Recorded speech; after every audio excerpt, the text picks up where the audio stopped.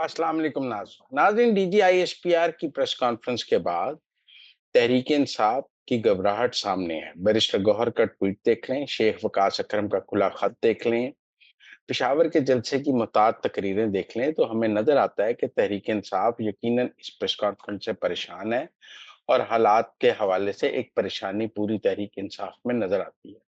मैं तहरीक इंसाफ के बैरून मुल्क के सोशल मीडिया की बात नहीं कर रहा, वैसे तो उनकी वीडियोस भी अब डिलीट होनी शुरू हो गई हैं और 5,000 से शायद मुख्तलिफ यूट्यूबर्स की पाकिस्तान मुखालिफ वीडियोस जो हैं वो डिलीट हो रही हैं, यूट्यूबर्स डिलीट कर रहे हैं या फिर यूट्यूब डिलीट कर रहा है, लेकिन वीडियोस डिलीट हो रही हैं। लेकिन टेक्निकल बात यह है कि तहरीक इंसाफ में एक घबराहट हमें नजर आती है।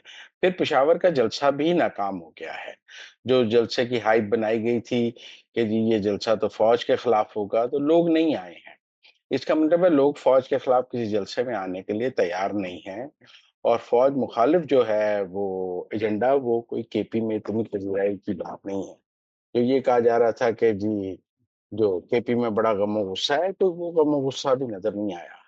जो देखा जाए तो 5-7 हजार लोगों का जलसा था, इससे ज्यादा लोग उस जलसे में मौजूद नहीं थे और ये बड़ा ही बिलो एवरेज जलसा था।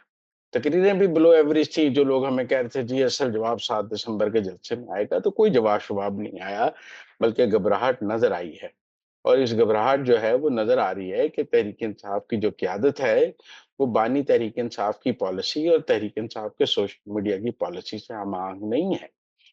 तहरीक इंसाफ के अंदर बानी पीटीआई के खिलाफ एक वो गम और गुस्सा और बगावत नजर आ रही है और वो बानी पीटीआई की पॉलिसीज के साथ हम-आहंग नहीं है, बल्कि नाराज है।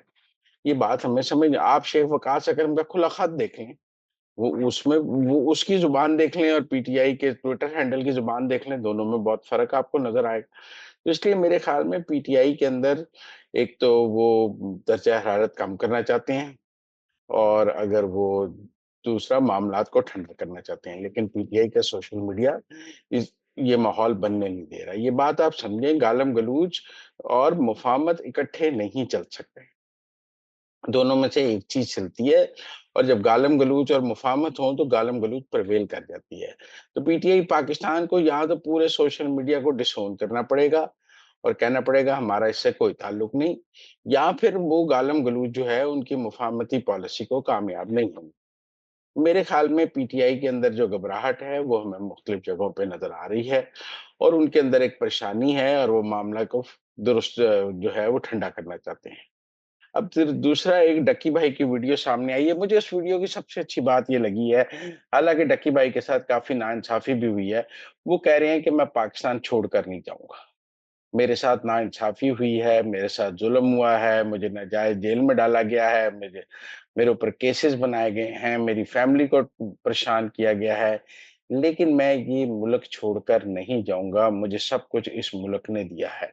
ये बेहतरीन बात है जो डकी भाई ने की है और मेरे ख़्याल में यही बात सबसे बड़ी बात है कि वो पाकिस्तान में रहने के लिए तैयार हैं।